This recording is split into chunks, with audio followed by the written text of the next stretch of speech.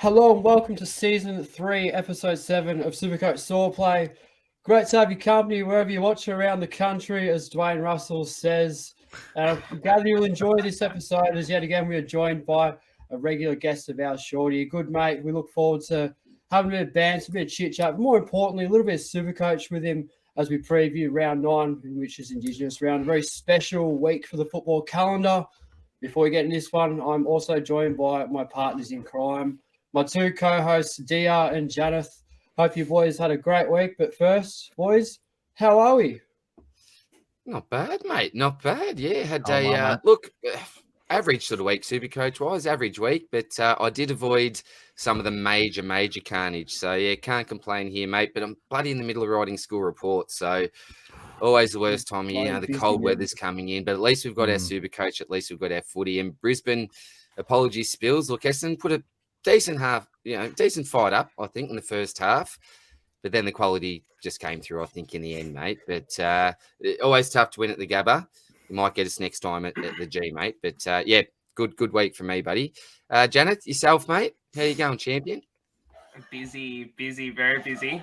Little time things, Supercoach at the moment. So we're scrambling a bit. But I guess, yeah, decent week. Not so decent. Not a decent week. Let's not sugarcoat it. I was going to say, Spills, did you pull out the Brisbane scarf halfway through the game that DR gave you the other week? I gave that to DR as soon as the game ended in Carlton on Friday. Make no mistake there, boys. But it is a four-quarter performance, and kudos to your boys in the dewy conditions and no back six. Let's be honest, for Essendon, any key forward on his day is going to kick 5+. Look at Marshall and Dixon last week. Look at Danaher. We're going to get exposed every week. So I don't know who we got this week, Richmond. So yeah, Lynch or Rewalt, whoever's playing. The Samson Ryan legacy game. Yeah, he will go big. Yeah, I don't know anything about. Yeah, I don't think Lynch was playing anyway. But any key forward who plays us will probably go pretty well. So yeah, it's good that your boys going pretty well. How did you all go for the week? I'll start yourself, DR. I did watch your video. Elite thumbnail as well, 10 out of 10 from yourself. But how did you go this week, mate, for the viewers who have not seen your review? Yeah, look, mate, as I said, not too bad. Look, it's funny. Like last week, I get a 2,300 plus, and it's a pretty average type score. This week, I get a 2,200 plus, and it's looking pretty decent, maybe a little bit above par. So 2,209 for me, now ranked 13,770. So inside the top 15K for the first time this bloody season. So she's been a struggle, mate. She's been a struggle, but highest rank for the season, so tracking in the right direction. Reckon I've planned pretty well for the buys as well. Need a bit of luck, as we all do. Cash gen struggling a little bit at the moment, but yeah, I got a little bit greedy with the captaincy, so I lost out last week. I'd end up keeping Taranto's score rather than rolling the dice on the Bont. And this week decided to get a little bit greedy and lost 7 points. Didn't take Clary's score, went with the Bont captain there. And bloody hell, mate. Jack Steele, Rory Laird, subbed. I hate this rule, mate. I hate the sub. Scrap it.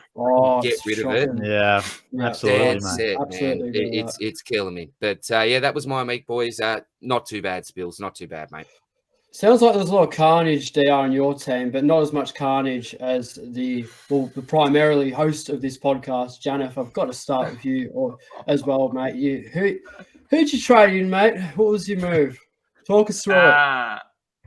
So I'll start by saying I got a 2052 for this week, which is quite possibly the worst Supercoach week I've ever had. I guess I'll save everyone, make everyone else feel good about their team. Traded in Callum Mills for a lovely 4 points. Might as well have just copped a donut. Saved a trade.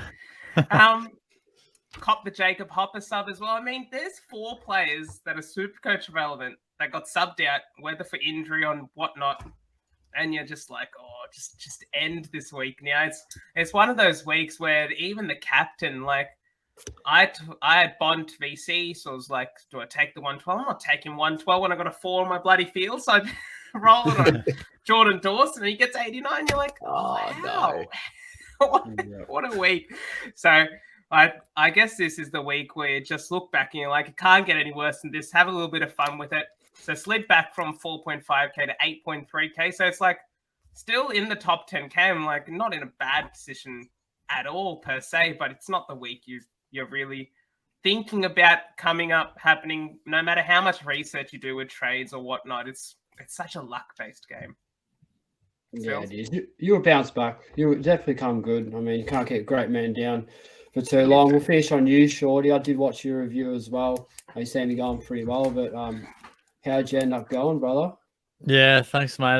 21.44. So sort of in the middle of you two boys. I don't know. I wasn't wrapped with it, but I guess you'll take it as well. Like I moved down in the ranks, which was a bit disappointing. So yeah, like you said, DR, you really got to up the ante at this time of the year because people are trading primos in, and if you trade in the wrong one, which I've done, well, I don't know if it's the wrong one, but they haven't fired for me yet. So happy with the team, but it's just not quite hitting the areas I'd like to just yet. But I think overall I'm maybe in the 7,000s or something. So still pretty happy with that. Very in a solid. good position heading into the buys, hopefully.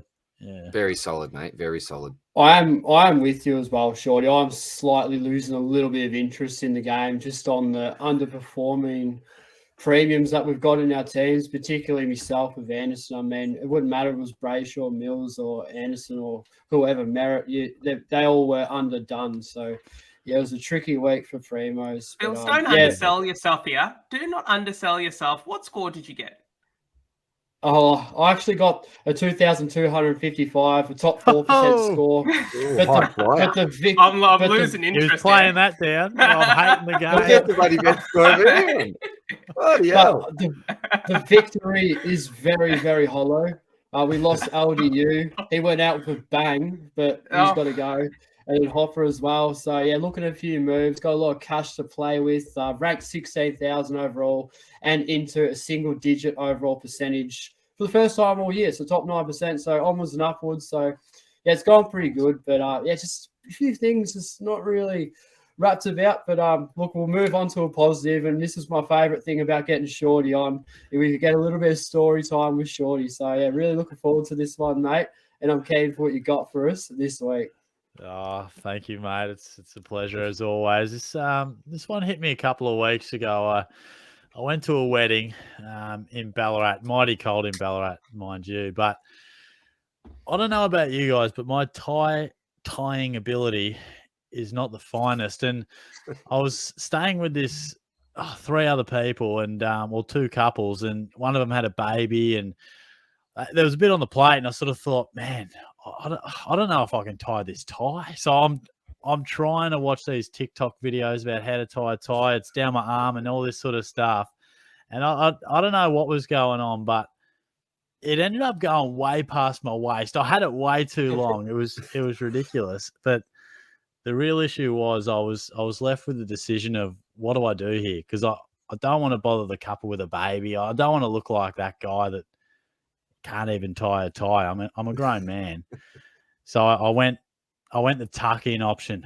I've tucked the tie into the pants, which I told this story on my channel the other day, and I've been told that's a fairly controversial decision to tuck the tie in. It was just to tuck the tie in, button up the jacket, and pretend like nothing happened. So I don't know what you boys reckon on that, or if I needed you right there with me to help with the tie, but I got it tightened up eventually. But fashion isn't my strong suit, fair to say. I think that's elite decision making. You made the best of possibly an embarrassing situation here, mate. For anyone that doesn't know about it, mate, I was sweating, mate, because there's a certain amount of pressure going to a wedding. Like you're a bit tight for time. You want to look pretty nice. You don't necessarily want to bother anyone. Oh man, I was sweating bullets for a period of time there. Mate, I've had the exact same knot in my tie since graduation, and it's a pretty good knot. So, and I could not repeat that.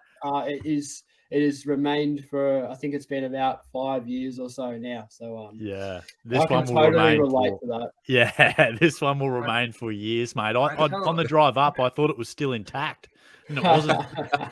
No. This is your signal, Shorty, to move to bow ties. That is the way of the future.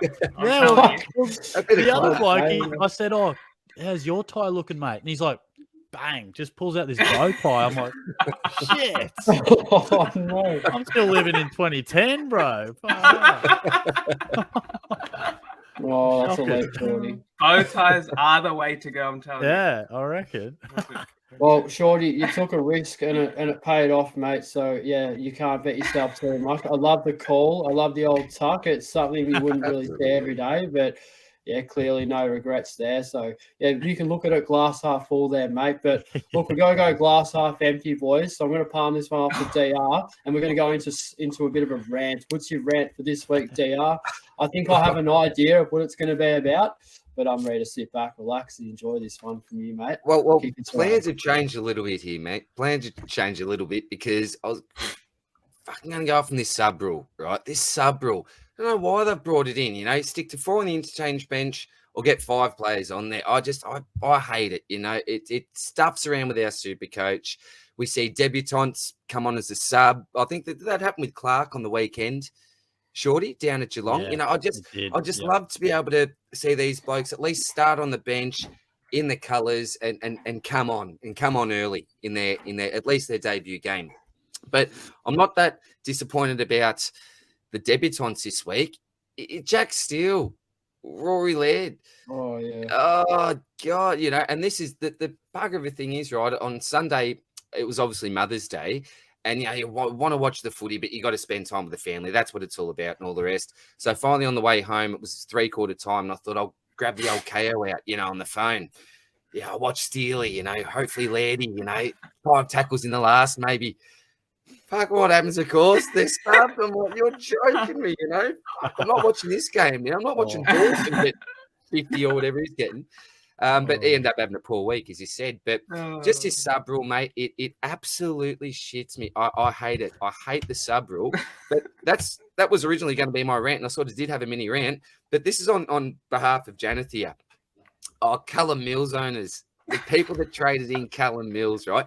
This is the best way. I've been thinking about this, JANATH, over the last 5 minutes, mate. This is the best way I can sort of describe it. And you have to be a bit of a poker player to get it. Now, Callum Mills, I reckon, coming in was like, I'm not going to say pocket aces, right? He's not pocket aces. He hasn't had the season to be called pocket ace. I'm not going to give him aces or kings. I'm not going queens here. I'm giving him pocket 10s, right? I reckon that Callum Mills is pocket 10s.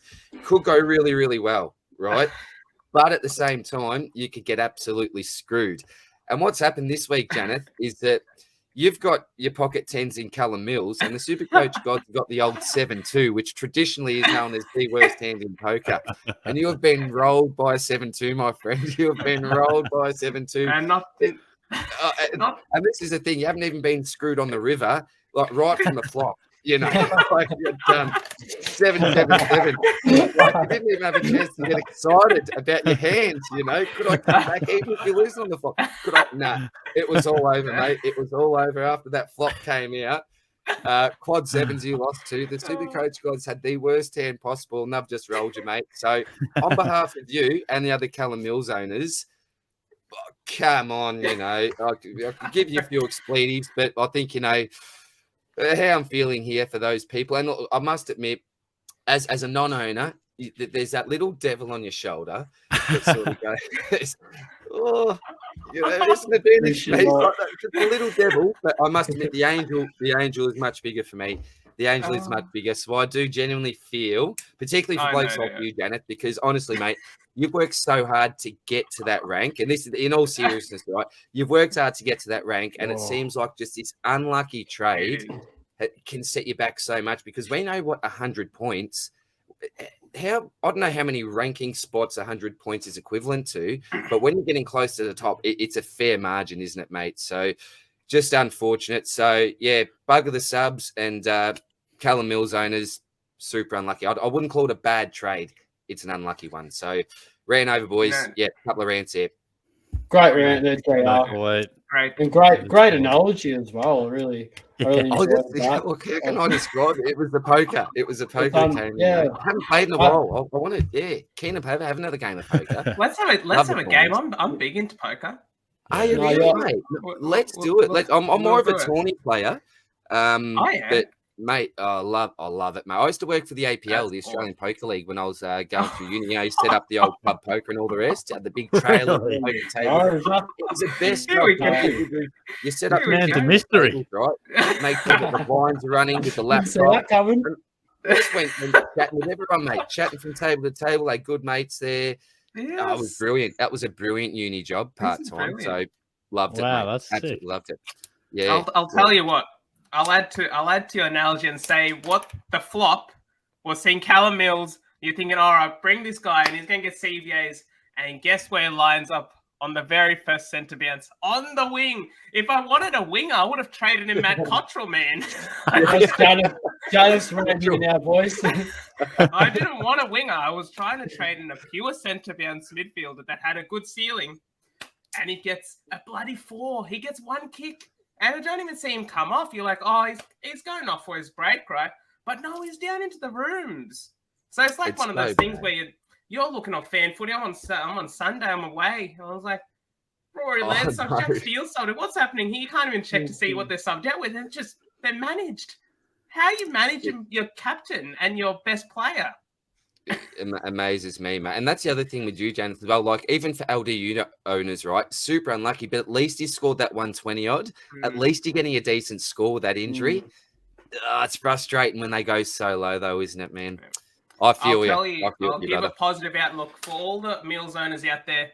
You have a reason to trade him. You have a reason to trade him, and you have value in him. So don't go for fake promo this week. 300k mark. Probably. He lost 50k for scoring 4 points. I mean, it's like hell. We'll cop it. We'll cop it. But we have 470k plus perhaps Hopper plus a Chandler to work with. So I mean, it's not the end of the world. There is a light at the end of the tunnel. Could there be plus Goulden owners as well? Maybe a bit of an advantage for Goulden owners now. Maybe some extra CBA minutes. That may be another glass full type approach. The gold, you got the gold. There we go, mate. There we go. Beautiful. All righty, Spills. I'm a little bit sensitive about the Goulden stuff, boys. Oh, no. Didn't know that. Now, tomorrow. It's a nightmare, mate. Yeah.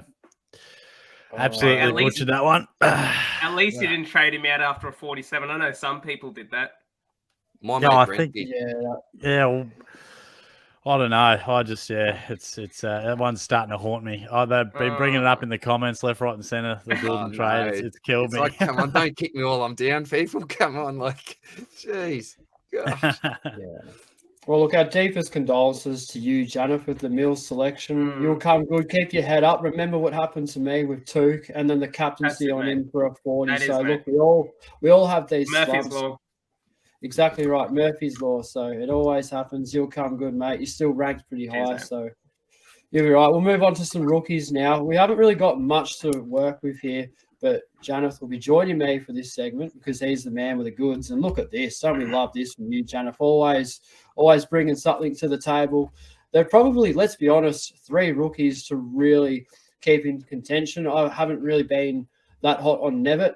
Maybe Shorty can tell me likewise, but there are at least 2 of these blokes that I'm just so up in the air with. And boys, I need your help. We'll start with you, Janath. What have we got here? What are we working with coming in round 9? So I think before we answer this question, I need you to answer a couple of questions of mine. So 1, are you looking for a rookie with a high ceiling? 2, are you looking for a rookie with good JS? And 3, are you worried about your buy at the moment? I think the buy is fine. I think job security is probably number 1 because, well, I've got enough dead rookies on the pine as it is. So last thing I want is another one. Hence why I'm just so edgy with Harry Sharp because DR, mate, I just don't see him best 22. I don't know what your perspective is as a Lions man, but I just can't see a way that his spot in the best 22 is sustainable. So do you pay up for Humphrey? Are you point chasing? Because he hasn't really set the world on fire. And then all of a sudden, an easy opposition, he goes bang and torches him. A 117. It's pretty shit up, but you didn't get that score. But the job security is great. -50 break even. he's probably around that cash gen where, well, I did the exact same thing here with Michael Aney. I traded him in for about 190k. Excellent decision because he backed it up. The point scoring was sustainable. The 213 for a small forward for Gold Coast to have the Lions this week at the Gabba.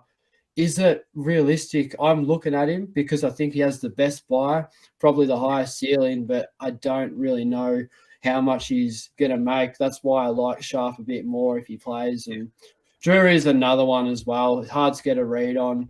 Pretty ordinary role, playing for an ordinary team, 17. But I'll tell you what, with Humphrey, mate, he's traveling with the ball. Like he's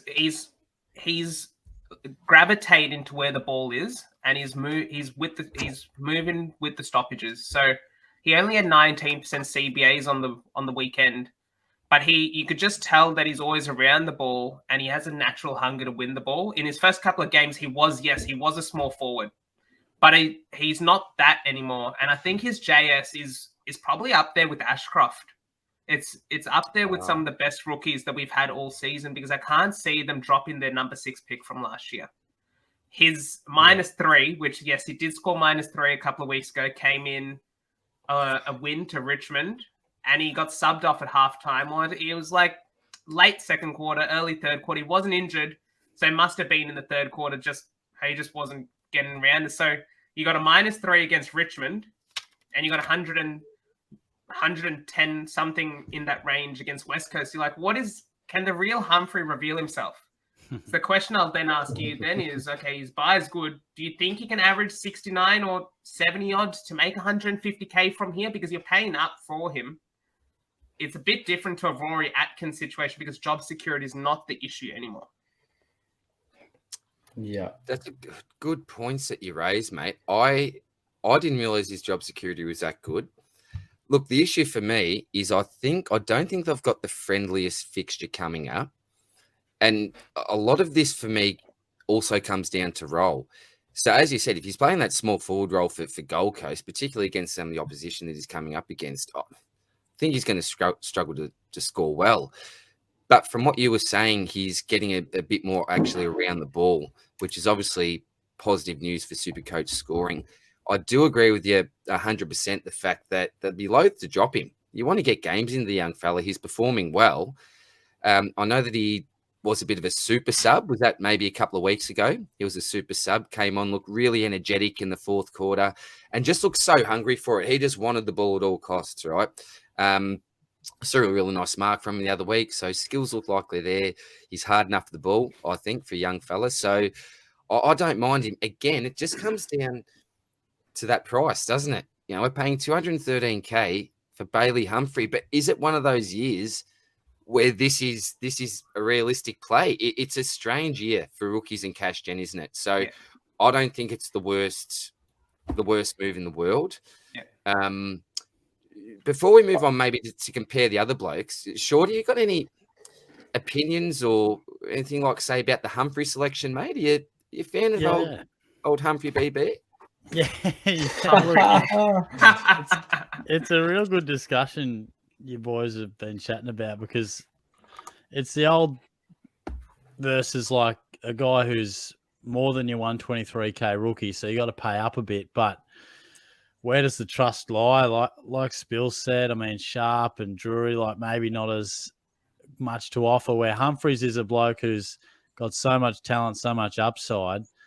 I feel like I want to bring him in. There's just that smidgen of concern with the price tag, but he does have the runs on the board with the score on the weekend. So it's so tough this year. We've had so many rookies come in and just go out before we even get to know them. They come in, they get injured, they score poorly.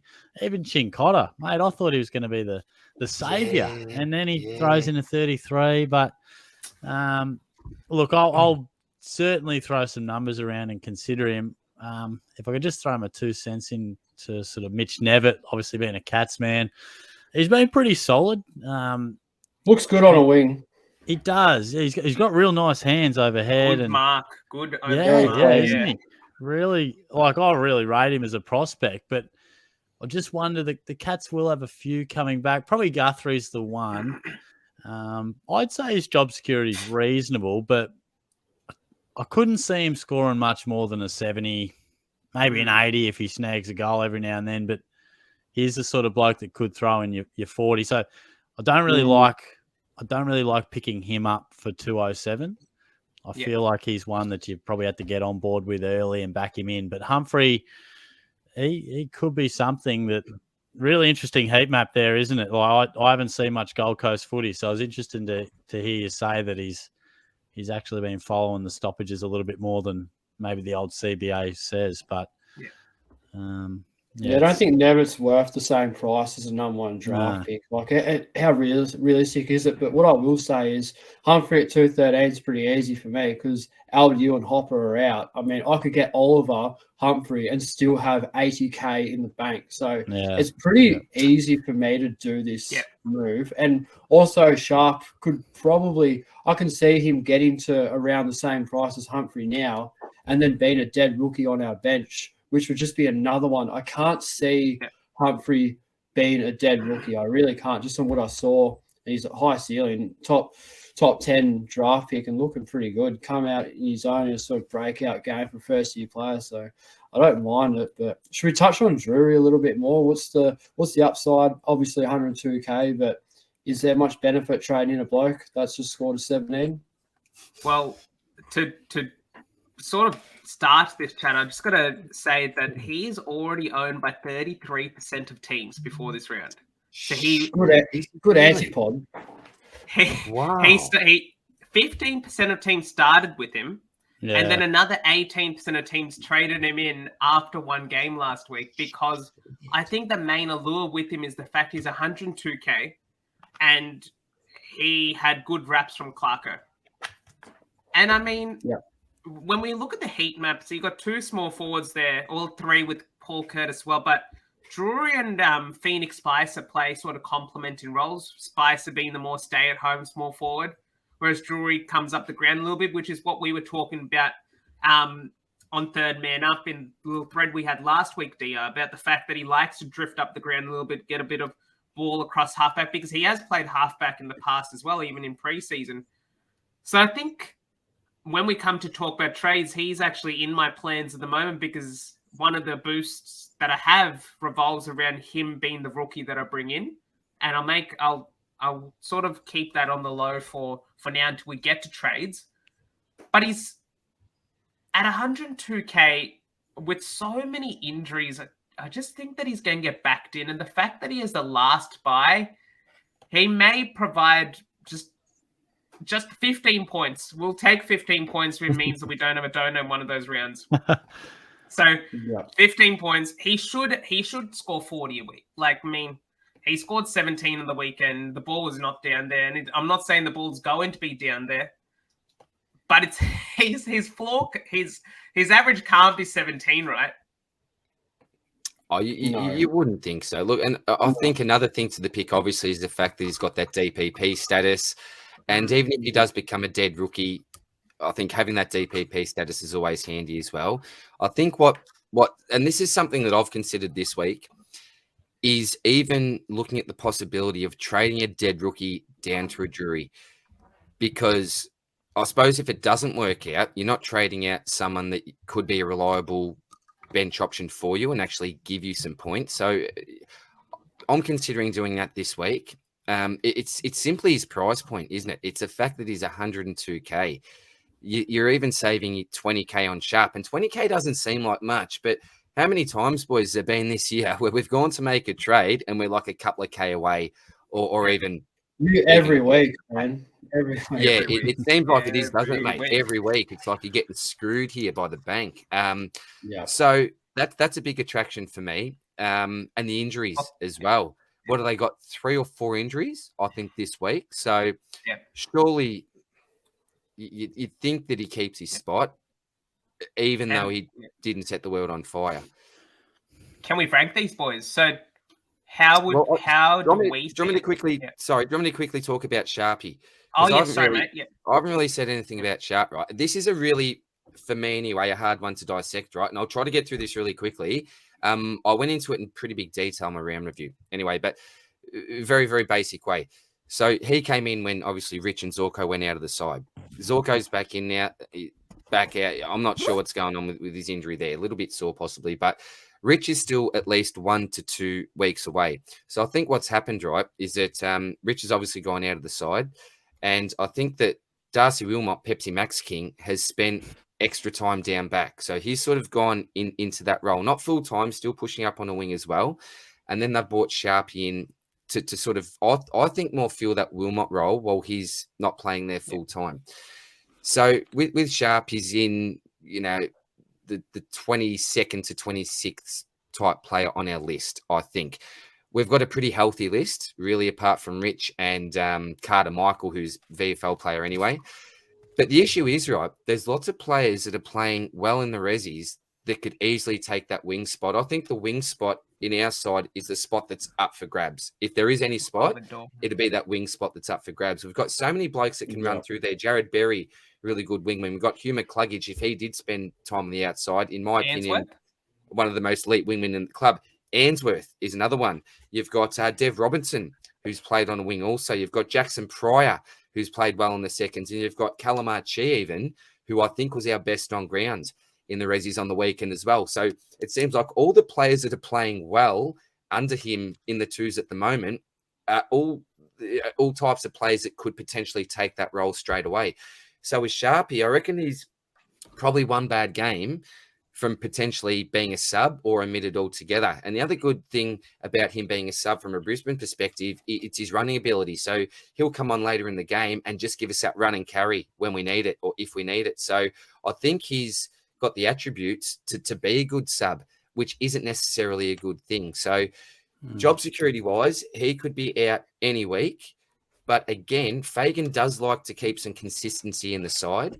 And if he's playing well, I think he probably keeps his spot. So do we trust him? I think, when we're looking at scoring potential, I wouldn't have him the highest. I'd probably have maybe a Nevitt or a Humphrey maybe just in front of him if Humphrey is playing that role getting towards the ball. But with Sharp, it's a really, really tough one. I think he's a good player, but he doesn't demand an important spot in the side. It's not a key position spot. It's not a really important cog in the midfield. It's that sort of wing outside role. And we've got so many other blokes that can play it, so many similar type players. So that's the issue for me. He may play this week. People get him in. He may even play the next couple of weeks up until the buys. But then they may look to shake things up. And I want to see Dev Rob in the side. So I'm expecting Dev Rob to get a look in really, really soon, because if not, I reckon we're going to lose him to a WA club at the end of the year. And if I was Deb, I'd probably look to move on too. There's so much more opportunity out there, and he has been playing well. So that should be rewarded. So, that's my take on Harry Sharp. And very quickly, for anyone thinking about Tommy Berry as well, an old Brisbane boy, look, I think given the fact that Ainsworth and Holman, I think they just need to get through training on a Wednesday to be available this week. I think they'll come straight in. He's playing that pressure forward role. And in that role, I don't think he's going to score overly well. He's pretty much going to have to rely on tackles and his defensive pressure to score his points. So my take quickly on the two Queensland boys anyway, fellas.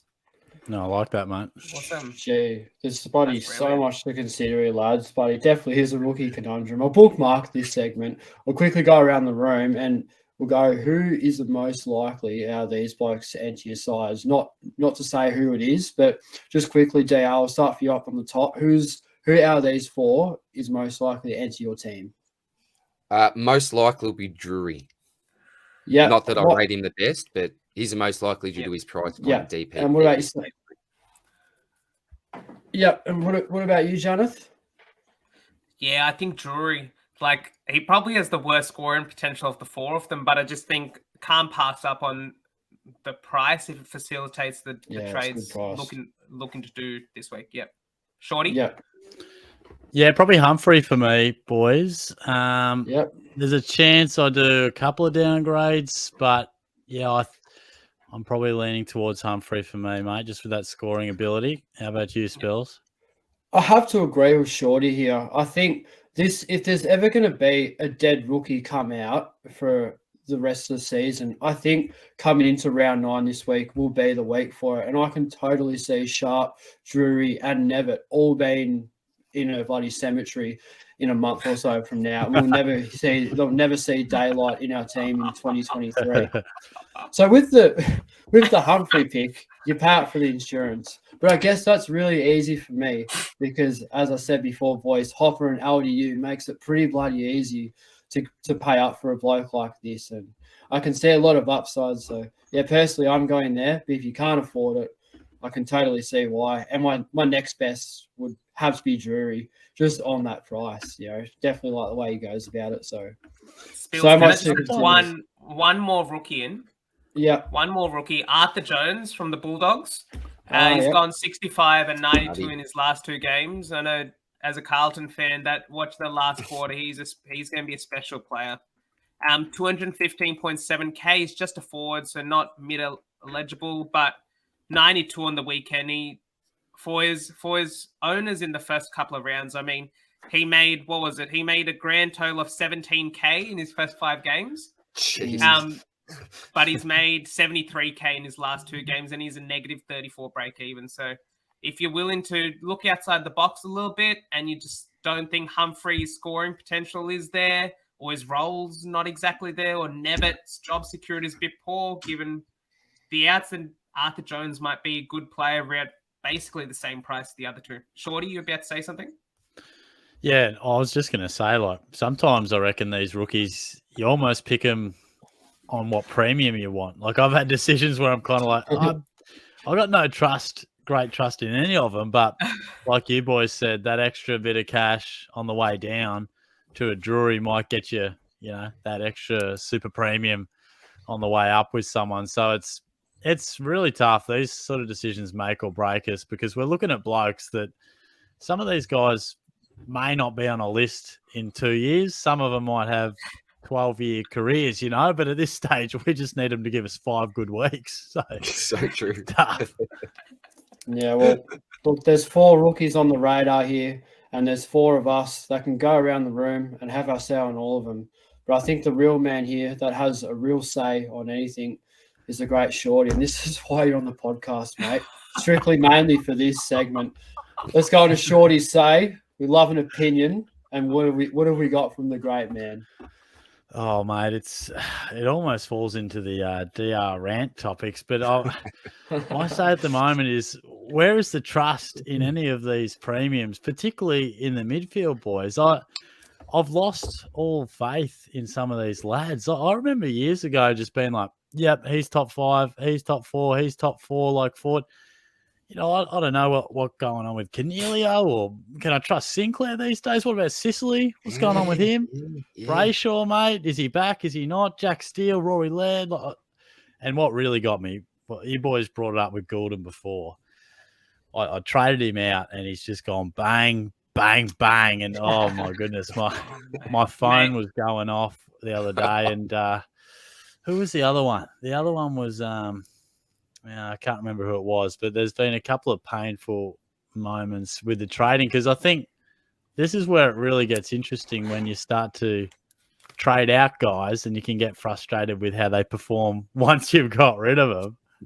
And then you can even get frustrated with those guys that come into your team. So Absolutely. Even someone like Lachie Neale, that's the bloke I was trying to think of. Like, he's been just bankable as anything. And then the bloke's throwing in 60s every now and then. I just don't know. But is anyone else finding that? Like, I don't know whether it's in my own head or just the decisions I've made, but it just seems to be a little less bankability with some of these guys.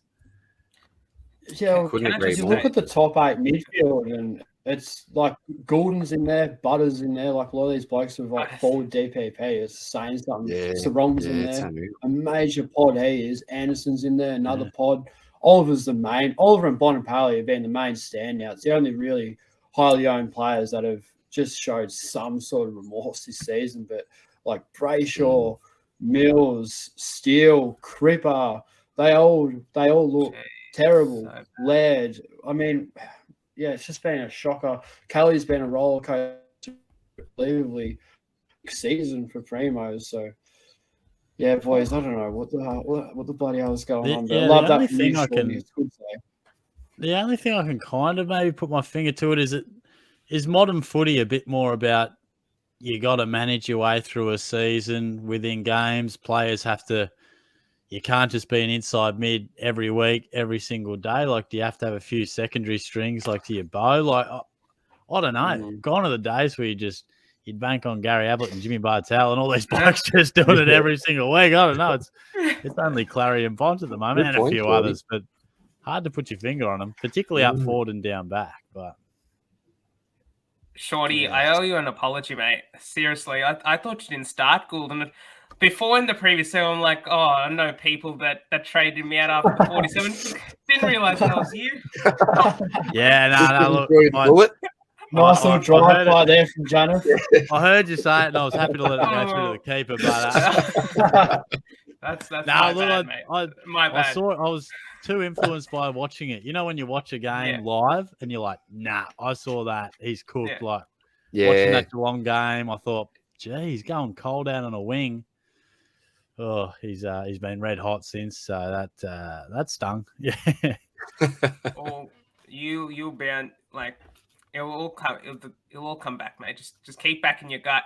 I guess that's the thing with the trade outs, right? So you're like, oh, this guy's the lowest break, this guy's a lower break even, but I just have a feeling he's gonna have a bad game. So I was thinking that with Hopper against Geelong, because you're like, mids don't score well against Geelong. So I'm like, oh, could I go ahead of the pack here and trade out Hopper? And that would have been the right move, right? But in hindsight, if you went 90 plus, you're just like, you're watching him like an eagle. That's what you're saying, Shorty's. When you trade out a guy, you're looking at them more than the guys you have in your team. Yeah. You're cursing every direction. Horrible feeling, that. That's a horrible feeling. Nothing. Yeah. It is. I think I need to come clean about something on this podcast. So I've kept a lid on here it. We go. Here we go. You've reminded me of it, Janath, on watching blokes that you don't own. Here we go. So here's the thing. So I traded in Maxi Gorn, and I think that was a really good move. I don't regret doing that, but I regret who I traded out for him. So this was a really bad move. It was meant to be Rowan, but lads, it was Darcy. What the fuck am I doing? What? Did you trade out Shrek this week? Yeah, I did, and I had reason. Yeah, dead set, and I had reason for it. We were in this together, mate. We were getting it rolling. No, it's the old stock market call, that one. Yeah. I folded. I don't know. The poker terms are out there. They went all in pre-flop. With the rookies, you're done, isn't it? With all the rookies that we're sort of missing out on, like cash gen's hard to come by. Darcy's got a break even of basically what he hit on the weekend. So 611K, I'm thinking it's time to cash in here and go and bank a heap of money. I think Marshall would have been the one to do it for. But I didn't really want Marshall as an anti-pod. So I got rid of Darcy thinking, he's not going to hurt me too much because he's only in like less than 10% of teams. But he's actually a really good pod. And it's stung a lot. And I've had a ripping week, a top 4% score. You can imagine how much better that would have been if I had Shrek in my team. So, I've had a really bad move here, boys. Terrible awareness. I don't know. That hurts, mate. That hurts. You gave it a crack, mate. On my my live last week, there was honestly quite a few people mentioning that on the same basis you said. Like, I can't find much cash. Break even this, break even that, but yeah, Darcy, he really stuck it up those guys, which was brutal. It was the most obvious thing ever. He's playing Hickey at the SCG, small ground, shitty sort of conditions. I mean, he just dominated with hit outs to advantage, and I was swallowing my words, and I was pretty. No wonder I'm sort of scoring well, but still like Shorty. I'm a bit flat as a result. Sick in the stomach. That he had 8 hit outs in the first quarter that actually got sharked by the Oppo as well. So if a couple of those were to advantage, mate, it could have been close to a 170, mate. So Darcy would have scored 120 if Callum Mills was playing the whole game. Yeah. The move that he did out of the ruck, it was like some sort of gymnastics move. He's just almost cupped it somehow, brought it onto his boot, got it through the goals. It was, I must admit, guilty little habit of mine, the old lap of the house when someone does something well. So I'll take off. Oh, surely not. Round the pool table. The lap of the house. I did a few laps.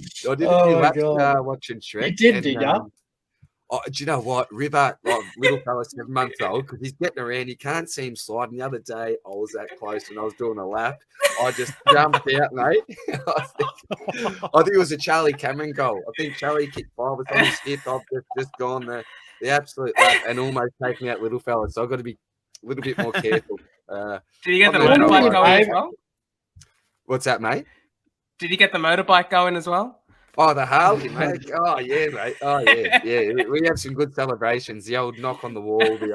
I won't go into it, but we get a bit nuts. I'd love to dive. Mate, I'd love to dive in the heads of your neighbours just to wonder what they're actually thinking when they see a grown man doing circle work around his house and doing the motorbike. Yeah. Oh, dog, on this bike. Brisbane aren't even playing. Are you kidding me? Like, shit, the poor kids. That's absolutely elite, mate. I love that. But yeah, I'd rather not talk about Shrek anymore. Very upset about that. Yeah, let's get over him, mate. All right. We'll go into a bit of mailbag type situation here. I know DR's DMs are always flooded, so we're going to sort of dissect a little bit of what the fans and the viewers have inquiry-wise for this week. Have we got it up? We do. So yeah, I'll palm this one off to you, DR. Take us away with these questions. We're going about 46 minutes, so I'll try and scamper through it as quickly as possible. But yeah, it should be good, boys. Looking forward to it. I definitely need advice. Here we are. And thanks to everyone that sent a question out. Really appreciate it, guys. And thanks for all the support. The views are going up as well. So yeah, absolutely ripping stuff from everyone here. All right, so the first one is from Daniel Pennant. G'day, Dan. Can you guys please talk about the Berry versus Sharp conundrum that many of us are facing this week? I would say Berry, but Sharp's being traded in quite a bit. Look, I think we've pretty much covered a lot of that. In my humble opinion, I would rate Sharp ahead of Berry. I purely think that Holman is an automatic inclusion, a no-brainer, as well as Ainsworth, his best 22. Boys, any different thoughts on that? Would anyone have Berry ahead of Sharp? No, Sharp for me, I think. Sharp. Yeah, I'd have Sharp as well, but with not any great interest in either, I guess. Well, that's another good point, isn't it, Shorty? We're not advocating necessarily bring Sharp in, but out of the two, mate, I think we're all agreeing on Sharpie there. Thanks very much for the comment, buddy. Jackie Jones, g'day, Jack. Merritt and Weddle or Stewart and Sharp, fellas? Oh, an interesting one here because you're obviously paying up a little bit more for Weddle. Look, job security-wise, I would have Weddle much more solid ahead of Sharp, but at the same time, there's a heap of bloody Hawthorn defenders ready to come back into the side when someone has a bad game. Spills, well, we've got, Shorty and Spills. We've got a Geelong player and an Essendon player in here. Spills, we haven't talked much about Zachary Merritt. I think we might have a couple of other questions about Zach, but maybe in isolation, are you a fan of bringing in Merritt this week, mate? There's no better time too, let's be honest. He's got such a great run coming up. I just don't know what they are thinking playing him sort of more not forward of the ball, but just sort of really outside. Like maybe about, you watch George's review, he watches him like a hawk, obviously, but just nowhere really near it. But I think we're looking at a change here. I think Merritt and Weddle over Stewart and Sharp, because you're paying up for Stewart. I don't really think it's that sort of year to do that. Premium wise, I think value primo is a lot better, and I can see Weddle's job security eventuating where I think Sharp's could die in the ass. But I love Merritt as a pick, boys. He is one of my most likely trade targets for this week, so take that with a grain of salt if you will, but I'll chuck it to you other boys. And can you get your thoughts on Zachary Merritt?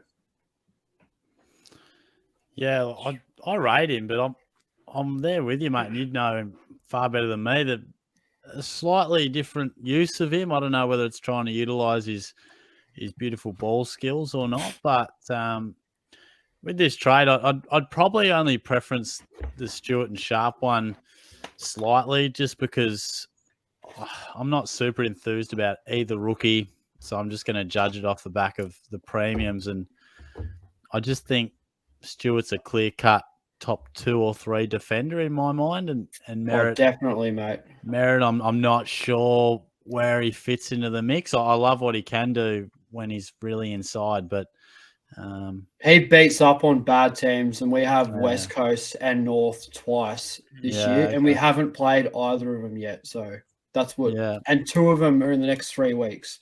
So I love that. So that's why it's really hard. Yeah, this is a tough call, Janath. Janath, maybe you can be the deciding factor here, mate. Yeah. Look, I think they're both decent trades. I really love. I'm bringing. Well, I won't reveal my trade plan. I'll probably just have looking to bring Zerrett in possibly this week. Absolutely agree with Shorty. You can basically bank that he's going to be in the top 3 defenders. He just looks like it each and every week, and he's got the great buy as well. I was just very difficult. 40K more than Merritt though, which is the real. Yeah. You got to take it into account. I think you've got to also consider the fact that Tom Stewart, as Shorty said, is going to finish in the top 3 probably on his line. Yeah, he's got a bulk amount of games coming up at GMHBA. The fact of the matter is that Merritt for 3/4 of the game looked incredible. So 3/4 of the game. So in the first half, he's on 70 or something like that near at halftime. You're like, oh, as a non-owner, you want to bring him in. You're just like, that's not great. But at least you had some creditation to bring him in the next week, as long as don't get priced out. His run is ridiculous, and it starts from this week against the Tigers, who don't tag. And in a big game, they're not going to play their captain at half forward. I think Spills, I'm not an Essendon fan, but I think it's pretty safe to say that he's going to be in the guts. He could possibly be up for the medal as well. Someone's got to win the medal now that Parrish isn't playing. I guess with Stewart and Sharp, I think the fact is that if you think about these, of those 4 players, I don't mind having 3 of them in my team. That's Merritt, Weddle, and Stewart. So if you can bring in Weddle at an elevator price, I know it might hurt, but he's still decent value. So Merritt and Weddle just slightly. But the buy for Stewart is really, really helpful. And if you're round 14 buyers and looking overly great with the Melbourne boys and Collingwood, Adelaide in there, I'd probably go Stewart then. All right, good chat, boys. Hopefully that's helped you out a little bit there, Jack. Anyway, mate. Oh, then we've got Aaron Merritt versus Stewart. So I think that's we've pretty much covered that one. Hopefully, it's a tough call, Azza. I love both players, to be honest, mate. I really don't think you can go wrong, to be quite honest with either. Thanks for that, Aaron. So that's you, Spills. Shorty's on again. Let's go. Let's go. Get around here, boys. Here's my man. Causa Blackledge. How are you, Causa? Good to have you on. I reckon you'd be pretty keen, mate, for this one. The great Shorty's on with us as well this week. We'll talk about that at the footy, mate, when we're there for Brisbane versus the Blues. So I hope that you're going well, mate. Oliver, Track, or Stewart, and between Sharp and Humphrey, as I need to play a rookie on field. Look, Causa, if you need to play a rookie on field, are we saying Humphrey, boys, because he's got the better job security there? Are we all in agreement that it's Humphreys? Yep. So we're going Humphreys there, mate. I think that's pretty easy. And then the others, you've got Oliver, Petrarca, or Stewart. Well, apparently Track looks good to play this week. A little bit sore, but I think news came out that he'll be looking to get up. He'll be fine, you reckon? Oliver, he just had such a consistent season. Janath, I'll ask you, mate. Who would be your pick? You can only pick one. Who are you going here? Are you going Oliver, Track, or Backman Stewart? I think the answer for this question is between the Melbourne boys, and then it comes down to which games you think Melbourne will win from this point onwards. Track is a renowned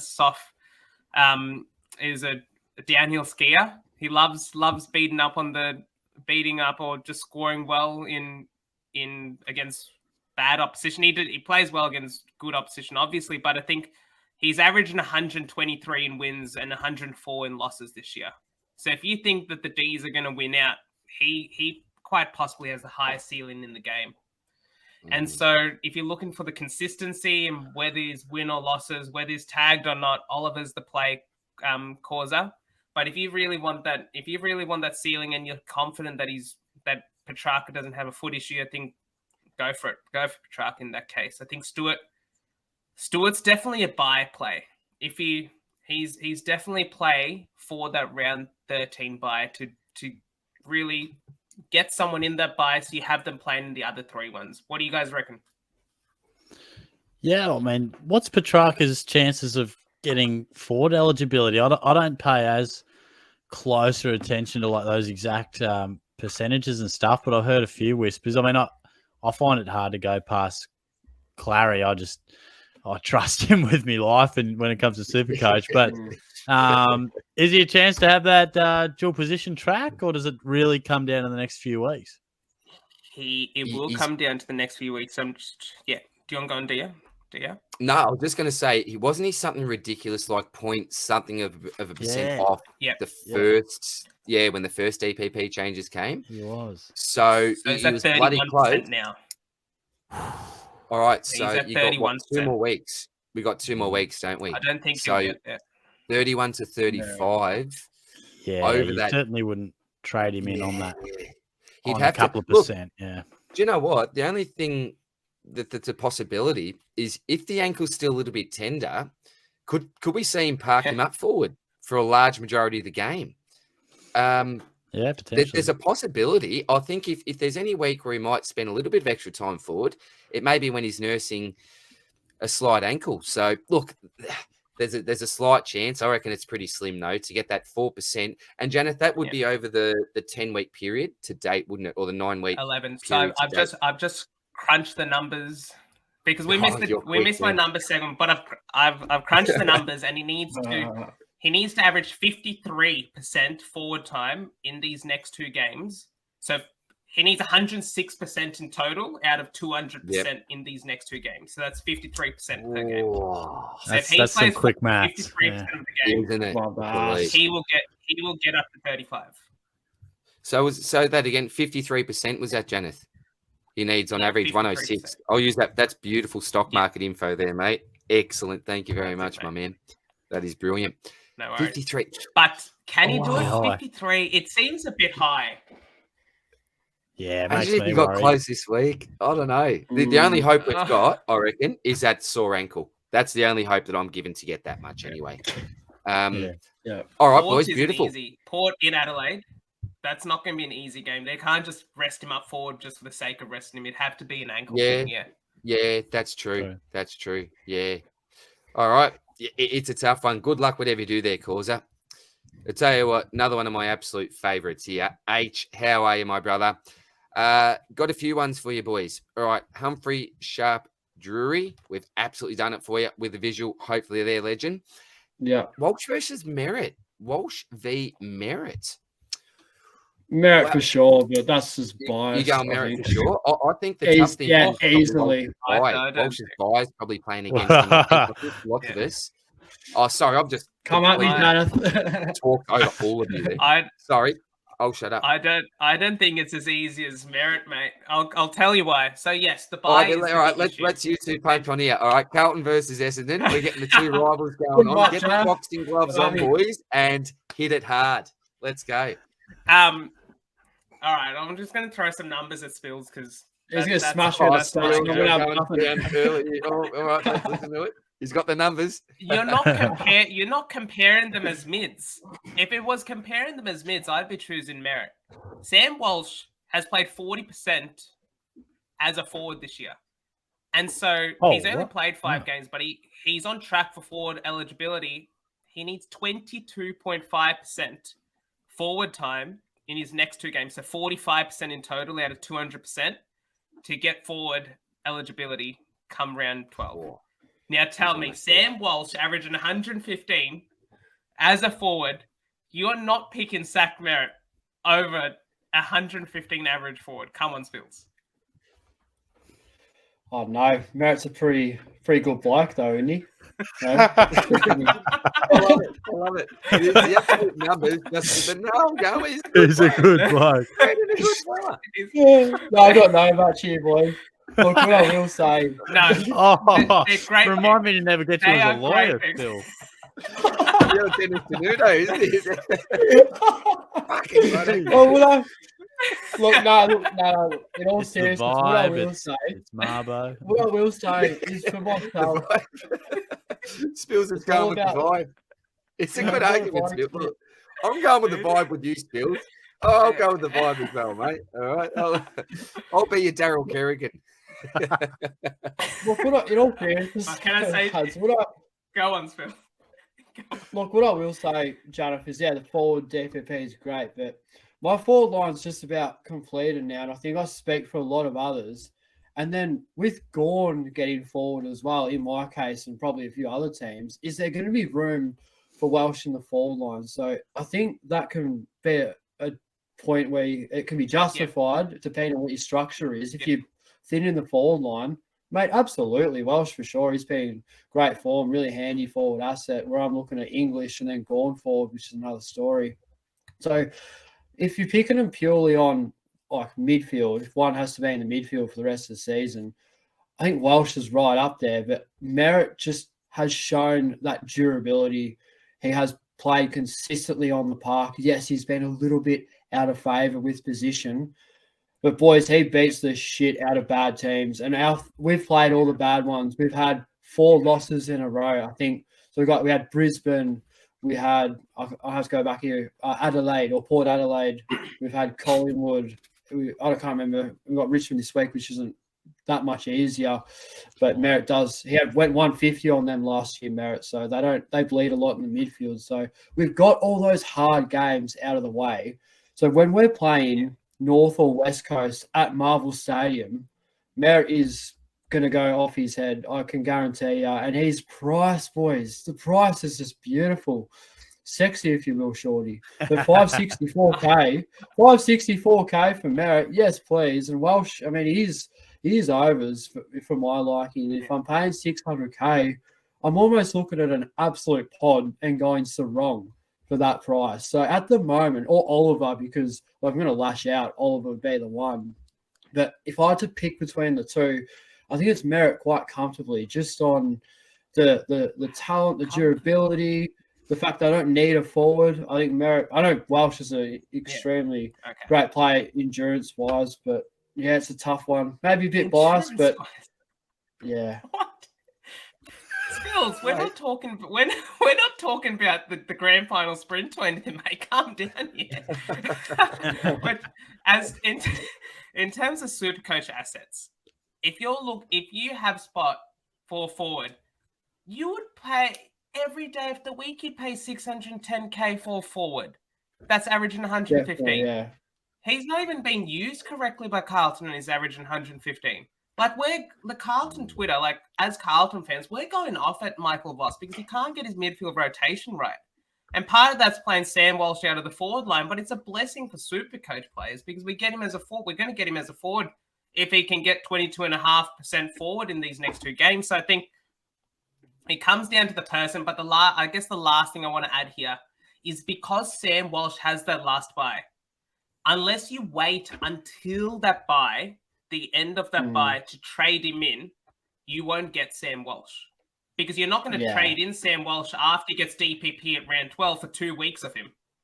And you're not going to trade him in, I guess, unless you trade him in now, forecasting he's going to get DPP, and you get, you get 4 games of him.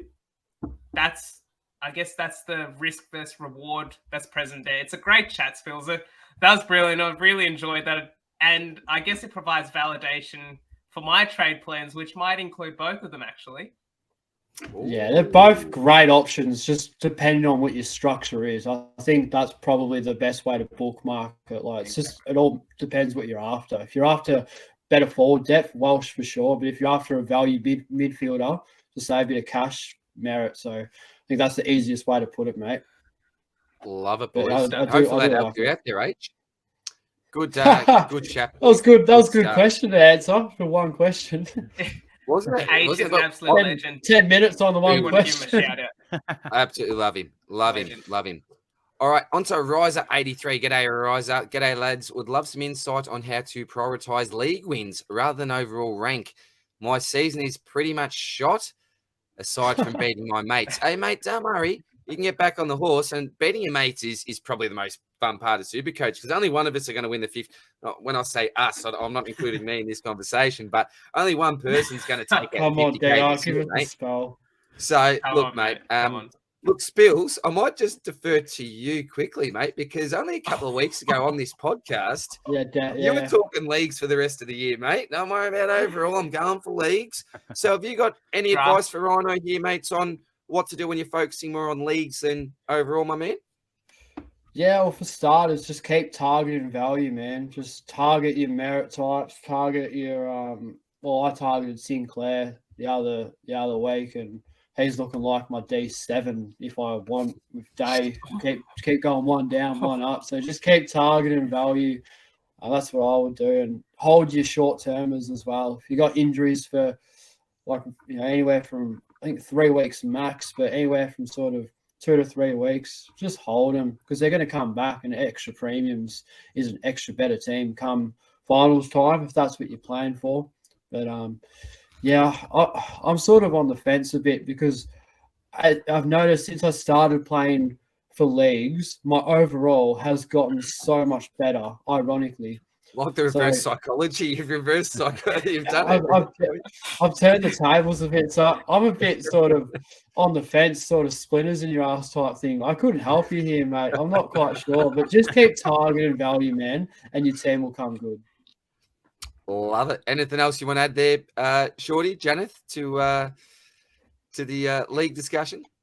Nah, not for me. I think Spills has summed it up pretty nicely. It's very hard to be specific to the league wins. It's just maybe prioritizing upgrades depending on your opponent and that type of thing, maybe. But that's a very good point you do raise, mate. Yeah. Make sure you're checking out your game day matchups.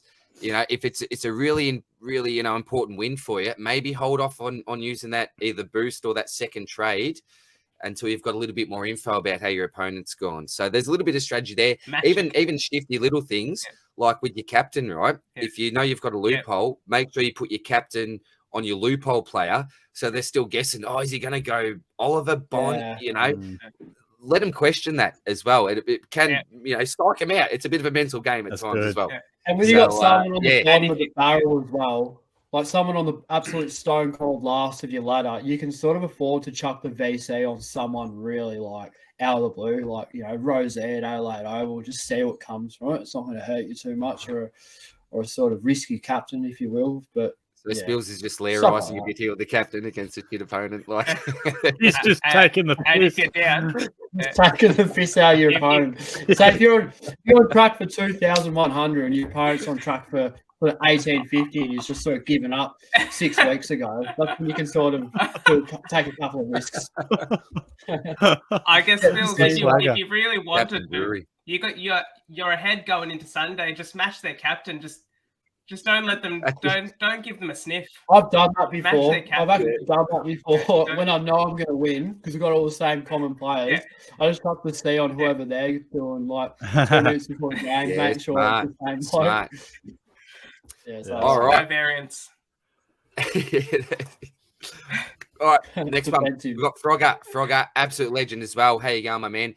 G'day, fellas. Do you think Chad Warner is a viable budget option with his upcoming fixture, likely increased even, CBAs, etc.? Have a limited budget this week, with the logical outs can only afford someone around the price, or can double down or double up next week. So it's pretty much, do we take that chance on Warner this week, or look to maybe do nothing and then double up next week? Any of you boys got any thoughts on the Chad Warner selection at all? He doesn't really excite me. I haven't really considered him, but he does play North with no Mills. Mills is out. Does this give more pros to the pick here, given the fact that Callum Mills is out? Look, Millsy wasn't spending a heap of time. Parker. Yeah. Parker. Sorry, go on, DR. No, I was going to say that Mills wasn't spending a heap of time in the CBAs anyway, so I don't know if Mills's absence will affect Warner that much. I'm not too sure. But sorry, mate, what were you going to go with there, bud? No, I was just going to say for consistency, on a consistency basis, and if it's going to happen for all the Sydney mids that they're just going to naturally play more in the middle without Mills there, Luke Parker's he's actually flying under the radar. I know he's got 104, 116, 103, 101 in his last 4. It's not lights out or anything, so he doesn't have the ceiling of he doesn't have the ceiling off of Warner because he's a bit of a hack kick. But even then, I mean, he's if he's playing North, he could feast on North. He's a safe player, and he did score 55 just 5 rounds ago. But I mean, he's a good player. He's the captain. He should step up in this sort of rough period for Sydney, take his game to another level. And we just saw him as a forward option last year, just how good he can really score on a week-to-week basis. Yeah, I do love just as a player. I love Luke Parker. I love what he stands for, just hard as nails. You know, leads the club well, doesn't ever take a backward step. I enjoy watching Luke Parker. So maybe there's another option for you. So we're not huge on Warner at the moment, Frogger. We're not saying he couldn't be a solid pick, but maybe even check out Luke Parker as well, one of his teammates. Thanks for the question, mate. Next one is from Chase. G'day, Chase. How are you, buddy? Looking for value this week. I was thinking DeGoey to facilitate getting an Uber Primo type next week, or I can get a Brayshaw Sicily. Already have merit this week and a lower Primo next week. So he's looking for value. We're looking at either DeGoey this week or a Brayshaw Sicily next week. I'll just quickly jump in and just quickly say that my mate Brent, who I mentioned before, traded out DeGoey last week, and then he obviously scored really, really well. This happens every time with Brent. So just a quick note to the Supercoach community. I spoke to him tonight on the way home from school. He's trading out Rory Laird this week. He's an Adelaide man himself. So I'll tell you what, straight captain the bloke because he's given a 150. Don't worry about the injury. Brent's trade, you know Brent Spills, you know Brent well. Brent traded out Lairdy. I'll tell you, he's going to smash it this week. But I forgot what the question was after the answer there. So DeGoey. Look, is anyone keen on DeGoey? Shorty? You a DeGoey fan at all, mate? Nah, not so much, mate. I mean, he's clearly having a great year and playing some good footy, but I don't know. There's just something about him that I just feel like he's going to let us down with like a little niggle, or just, I know he's playing consistent more than ever this year, but he just, for whatever reason, I can't put my faith in him. Of the names mentioned, maybe I'm living in the past, but I still have a lot of faith with Sicily. I know he's had a couple of slightly more down games, but I do just have a bit of confidence in him that he really can lift from here. Last week, I mean, the last 2 weeks have been chalk and cheese, but don't know if I'm still living in 2022 and whatnot, but I do like Sicily, what he can offer. I'll go with that, Shorty. I agree with that. 100% Sicily. I think Brayshaw's proven nothing, beat up on a poor team, and the guy haven't really monitored him at all, and Sicily just had a really nice week. He's as cheap as they come. We know what he can do. So if you're looking for value, Sicily in the back line, really, you can't go wrong. Can't go worse. So, I like Sicily as well. I think one other lower preem that I just want to mention in here is Tom Mitchell. He's had 6 scores between 107 and 109, or 106 and 109. Crazy consistency. That's ridiculous to think about. He's just hitting that area. He's got a 122, a 64, and an 88 as his other 3 scores. So he's very, very consistent. And if you're looking for the consistency that DeGoey may not provide, I think Tom Mitchell is a possible sort of fallback option. But yeah, just like you guys said, Sicily, that 64 is an anomaly now. His role's just too good with how much ball's down there's in the Hawks backline. Yeah, and I really like the fact that they brought in. No, I think he got injured. Was it Blank on the weekend as well? Is that extra tall down there, which I think can free Sicily up a little bit more as well. So I think it's with an extra tall down back, if they continue to go that way, I think that's positive signs for the Sis dog anyway. Thanks for that, Chase. Hopefully that helped you out there, buddy. Abs, an absolute legend as well. Abs, how are you, my man? Got a couple of and thanks. I am feeling much better. Thanks, Abs. I appreciate that, legend. 2 questions.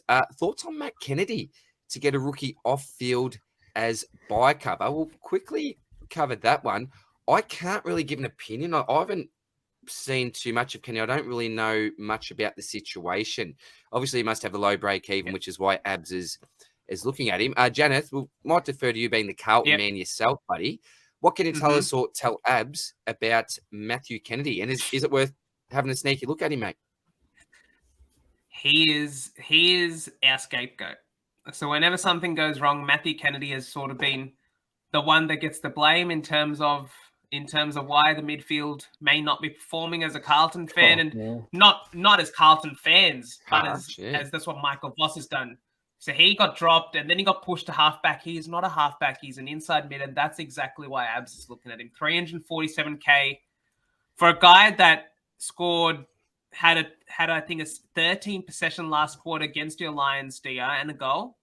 And then he had a pretty decent, I mean, an average performance against the Bulldogs. Still had 27 disposals, 6 tackles for 89. I think the games we win, he'll perform. It is. So I mean, the games we win, he'll do really well in. But I mean, at this point in time, I feel like the 1 up, 1 down makes more sense, even though Hopper down to Kennedy may be team dependent. It may make sense up until his buy, which is that final buy, makes up some cash, and then you can cash him out for a Melbourne player or an Essendon player or an Adelaide, Collingwood, West Coast, whoever's coming off of that round 14 buy. Yeah, good discussion, mate. Can you boys add anything to Matt Kennedy? I can't really comment on that. I've not considered him even once in my sleep. Nah. Nah. Tell us what you really think. Yeah. Bam, bam.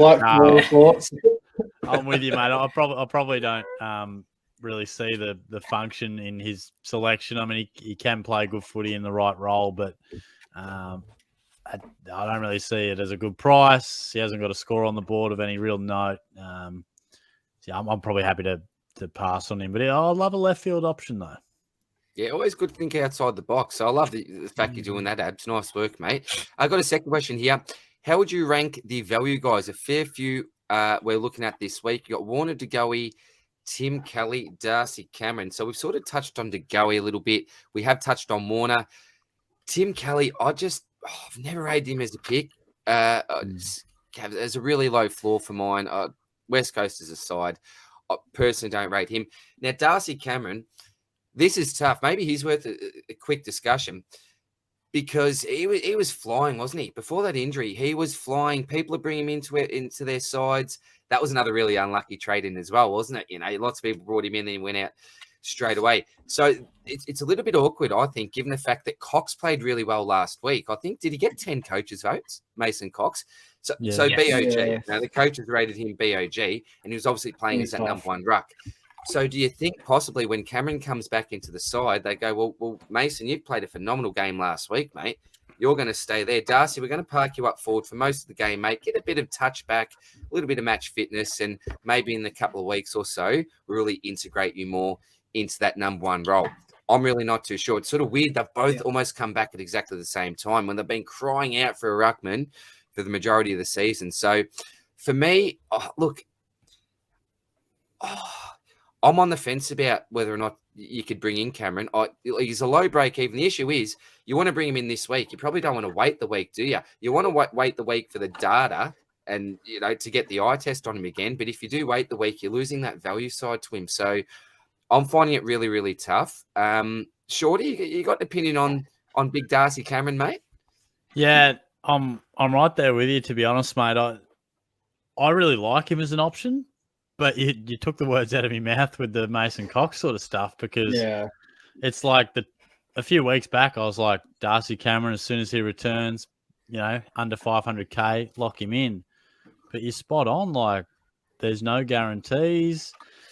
It's not like that price is going to stay similar. Like, if he does come back straight into the ruck, we're like, fuck, he scores 120 and he's He's 5'20", 5'30". Yeah, Yeah, it's probably one that I'm just happy to sit out from the sides, and if I miss it, then so be it. But I'd be kicking myself if I identified the potential risk and then watched it play out in front of my face with Darcy Cameron at full forward scoring a 64 or something like that. I'd be kicking myself. But yeah. Good point, mate. Yeah. Good point. There's two Don't reasons really- I'd be willing to. Yeah. Spiegels, do you want to go first? Oh, yes, quickly. I just don't see him as a realistic option when you've got all these blokes about to get forward DPP and Gorn, Yeah, true. Welsh. I mean, is there room for him? Plus, I think most people ball line is basically completed if you count Sheasel. So it's just, is there room That's a for good him? point. But just if I had to rank these players, mate, it'd be Warner, DeGoey, Cameron, Kelly, like just straight off the bat. But yeah, I don't see any real reason for Cameron. There's just so much better. So just two Janet. tidbits from mine for Cameron. One, I'd be willing to wait a week because of the knee. Knee injuries are typically you don't just come back into it as a ruckman and just perform straight off the bat. The other key reason why is because he's going up against Mark Pitternet this week. And Mark Pitternet has the second highest hit out to advantage rate in the AFL, around 51%, which basically means that if he's hitting out to advantage at a 51% rate, that means there's less hit outs. Well, it doesn't technically mean less hit outs because the other ruckman could just have a bunch of hit outs, but it typically means that you're going up against a good ruckman. So I don't think Cameron will have as many hit outs against a ruckman like Mark Pitternet for Carlton as he would if he was coming up against a Bailey Williams in his first game. And so with that in mind, Mark Pitternet had 17 hit outs to advantage to Tim English's 5 on the weekend. And we saw English didn't score that well compared to his season average. So for those sort of reasons, I'd be willing to wait a week, even with that low sort of break even for Darcy Cameron, just to get that extra bit of data, see what his role is, see if he can perform well after an injury, and then go from there. Yeah. Beautiful. Hopefully that How helped. much Gads. more they are? I think this is it here. Is that it? We're Oh, sweet. done, I think. Yeah. All right. Next one is from Lee Piastri. Hopefully I've got that one right, Lee. Thanks for your question, mate. Matt Rao, turned up 5 out of the last 9 rounds. Could be 6, but only scored 94 against the Dons in round 2. Pretty close there. Also good for buys. Replacing with LDU to Rao and McKenna to Stewart. Thoughts, please. Love your work, guys. So, Stewart, I think we all agree that Stewart's a decent trade in. You are paying up, but you're paying up for quality and you're paying up for consistency as well as a good buy. Rao's probably a quick one to discuss here. Matty Rao, boys. So I'll tell you what, you should probably the play each year is to trade the bloke in before he plays West Coast. Get that massive score, captain him, and then piss him off maybe again. I'm not too sure. Yeah. But, look, Spills, start with you, mate, very quickly. Any thoughts on the great Matty Rao, mate? The man that loves to eat grass before the game. Yeah, well, I mean, I don't think it's going to really worry his immune system too much, lads. The bloke's already getting leather poisoning on the weekly, so we know what he can do. It's just a contested ball winning machine. I noticed about Rao was he'd improved his outside game as well. Kicked his first goal for the season, I'm pretty sure. So I really like him as a value pick. If I was looking for someone absolutely scrambling for value in the midfield, I think Rao plays a really nice case, and he's up there with your Parkers and Tom Mitchells of the world of that sort of consistency level. And I think he could almost go one better. So if you believe in the pick, I'm not going to talk you out of it. I think it's fine, and I've got LDU as well, so I can see why it'd be a nice direct sideways trade. Boys, LDU's below 500k, so it is just a bloody I'm going to play Thrive if I think about it anymore. But I like Rao. This is a straight up sideways. You're not losing too much there. And if you want to target Tom Stewart, yeah, absolutely won't talk you out of that one. Janet, any thoughts on Rowley, mates? Or well, he was always going to have a big game against West Coast. I just think it's tough because you're just going to trade him out once Tuke comes back. He wasn't performing. He wasn't performing lights Yeah, out with exactly. Took, and we've seen that he just doesn't have much of an outside game to accumulate sessions to be that uber sort of premium. So I think it's a pass for me, even with that buy. But I mean, if you can find someone around Rail that we talked about earlier to still get McKenna up to Stewart, I think that's a really good trade. Awesome. Passing on Rowley, Shorty, or Yeah, nah, not for me, mate. He's honest and everything and solid, but yeah, not for me. I think it's only 15, 20, 30K from blokes like Merritt and that type of thing. So I'm happy to pass on it's a him. good point. Yeah. Ripper, mate. I think just quickly going back to what Spill said, Lee, I think back your gut, mate. If you've got faith in the pick, then go for it, buddy. Back your gut, mate. Phil, g'day, Phil. How are you, buddy? Regardless of structure, who's averaging more from here, Brayshaw or Sicily? Keep up the outstanding work, boys, up there with the best at the moment. I appreciate that, Phil. Thanks for lovely feedback there, mate. Brayshaw or Sicily? So we've touched on Sicily. We touched a little bit on Brayshaw. We might just quickly go down, work our way down from Spills. If you got the one choice, mate, who averages more from here, Brayshaw or Sicily? I think Sicily's a lot more sustainable. Like Brayshaw, just way too much outside game, beat up on poor opposition, where Sicily, ironically, in that opposition that Brayshaw beat up on, I think you just see a lot more of it in defence and just at such a good price as well. I think you just can't go wrong with value. So I think Sicily will trump Brayshaw on this occasion quite comfortably and in defence as well. So more likely to be a top 6 than Brayshaw to be a top 8 mid. So pretty easy for me, that one. Yeah. All right, one for Sicily. Janath? Sicily for all the reasons mentioned above, apart from his buy. I think the buy is the only thing working in Brayshaw's favour between those two. Excellent. Yeah, Shorty? make it 3, boys. Sicily for me as well. Big fan. And an absolute clean sweep. I'm going the Sis Dog as well. So that was pretty unanimous there, Phil. All the best, man. Here we go. Alex, this is a bit of a different one. Hope you're going well, Alex. Favourite band from the 1990s? I tell you what, I don't know, like lots of the bands that I love, I think might have been later 80s type. So I'm not too sure.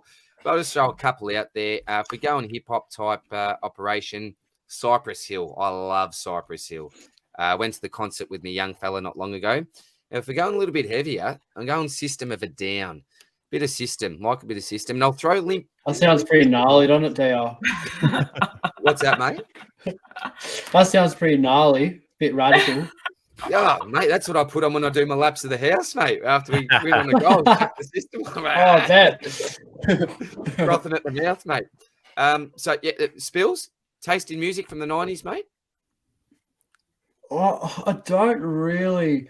The 90s is sort of one of those periods where I don't really know who was in that. It's kind of like 80s and then 2000s. So it's a tough one for me. But one of my favourite bands going around, which was probably, you could argue, late 80s if that makes the cut. But boys, Motley Crue, how bloody good are they? The movie The Dirt, unreal. Yeah. That is just such a sick movie. They're unreal. Love their stuff. So that's also up there with some radical sort of music, DR. So we love that. Mate. Hard to go past them. Janath, 1990s, mate. Taking you back. Use your all spring chickens as well. Forget I'm so much bloody older. This is easy for me. You guys go. I can't even think of one that was in the 90s. It was a black and white TV back then. Metallica's a good shout. That's a good shout. Well, I wasn't born yet, but I will say the Backstreet Boys. It's not good enough. That's mate. it. The Backstreet Boys, mate. Backstreet Boys. Yeah. It might be the most millennial answer to this question ever, but So vanilla. that's so vanilla. Oh, mate. Yeah, Shout out to Metallica. Music's not my strong suit, boys. I feel like my taste in music might disappoint some. I'm normally either in the gym listening to some sort of filthy remix or just driving down the coast, getting in my fields with Olivia Rodrigo or Kelly Clarkson or something like that. Love it. I've got to break the ice here, Shorty. I just have to break the ice while we talk about music. So when I watch your round reviews, right, you always start off on the AFL app, and you got your tabs up on the top. I can't help but notice in the SoundCloud section, it's got like Jesse James and bootleg. Like that just cracks me up so much. Oh, it does too, doesn't it? When I was Jesse like James 15, I used to listen to that sort of stuff. I'm mad oblivious, mate. Like bangers and shit. I've got the Sultan on Twitter for some racing tips. I've got I look like a gambler on me tab. Jesus. Absolutely oblivious to that.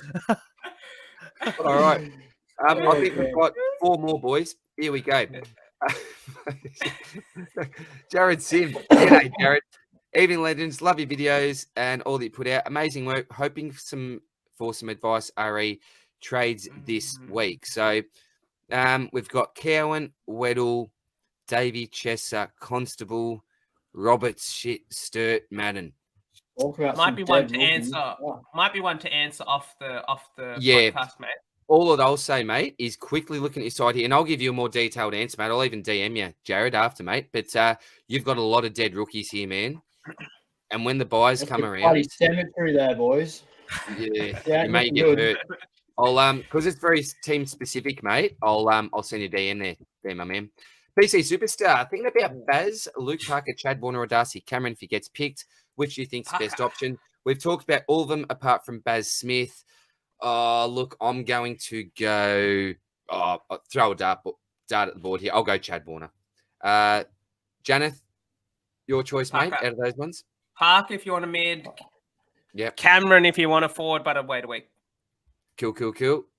Spills. Warner because he should score 150 against North, I think. But other than that, don't know. I haven't considered either of them. So. Yep. And Shorty, great man. Yeah, they all make me a little bit nervous, but I'll put a bit of a bid in for Bailey Smith. I really like Baz, on the weekend. Showing Baz some love. Good to see you, mate. All right, Charlie Livingston. G'day, Charlie. Best primo under 610K. Should have been more prepared for this one, but look, the best primo under 610K. We've talked about Stewart, I think, is that really reliable defender with that good buy there. I think most of us are pretty keen on a Zach Merritt type with that value there. Clary's too expensive, Bond's too expensive. And forward, I think most of us have got the Dunkleys of the world, don't we? Taranto, Rosie's. Can I throw a left field one out? Go for it, mate, because I'm struggling with this. Zach Butters. Zachy Butters. He's 4th in the Coaches Award. So he's clearly rated. I think 139 and 125 in his last 2 games. It's just a buy. He's got the last buy, the dreaded buy that GWS, Port Adelaide, Brisbane all have, that all your forwards and Carlton, all your forwards seem to be coming from.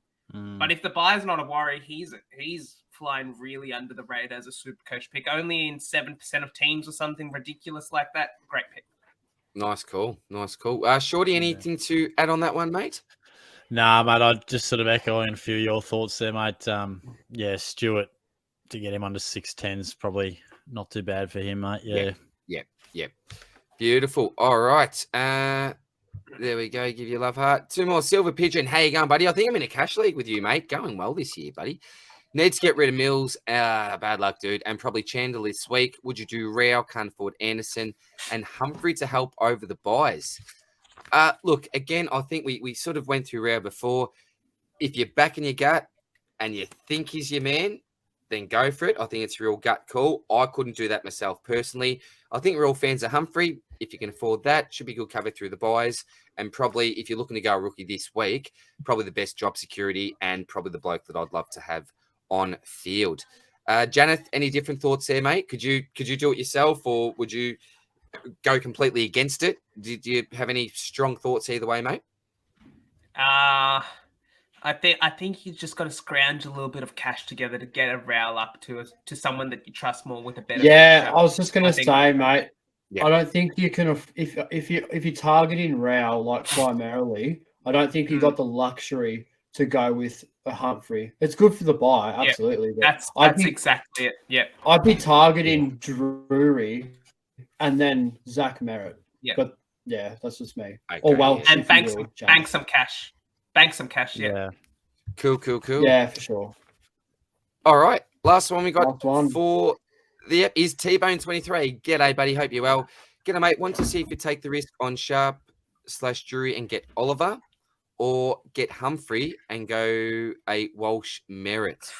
I like. It's not easy because we So tough. needs me. I'm going. Look, I can't go past Clary myself. I just think Clary's quality. So, shit. I'll tell you what.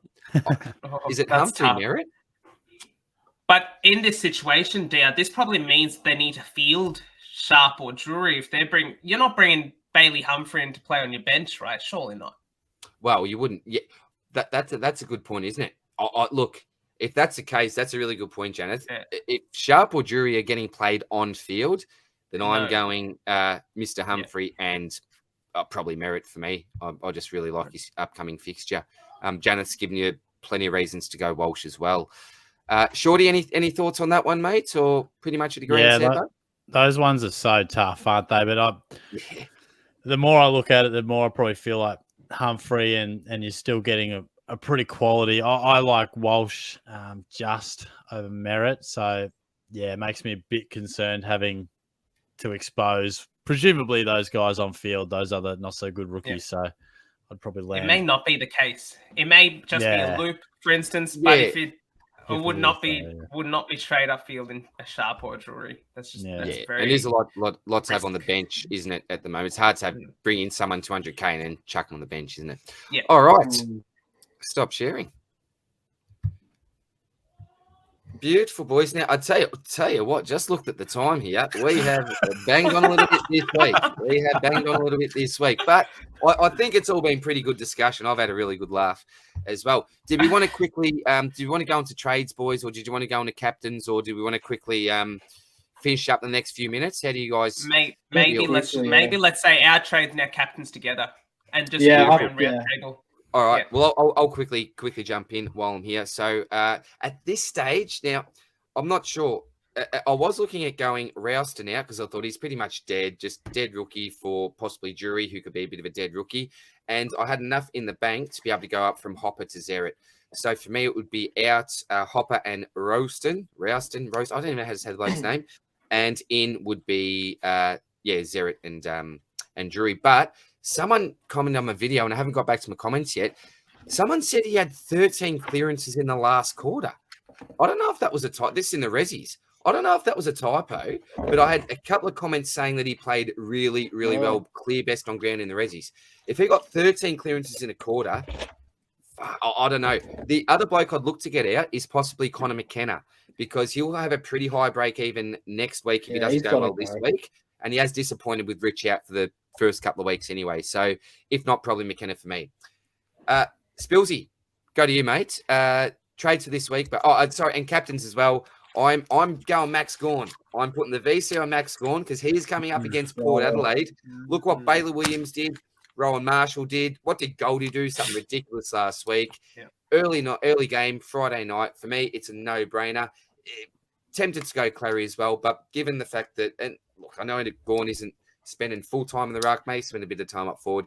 The matchup is just too good to resist as a vice captain. As a captain, I'd be a little bit worried. Vice, I'm taking every day of the week, and Bond is going to be my backup. Spilsy, trades and captains, my man. Very obvious, mine. So out LDU and Hopper. Rip. But yeah, those two have got to go. And in, I've got about 850k to play with, so I can trade in anyone I want. So we're going to go, at the moment, I've got Merritt and Humphrey, but that could very well change in a split second. I could wake up tomorrow morning and think, I'm going to go Oliver instead and Drury or whatever. I haven't decided yet, but at the moment... Whatever the vibe is, mate. Whatever the vibe is. I watch a couple of interviews with Merritt to see how much of a good bloke he is, and I like kicking him. It should be good. No, he's a rip.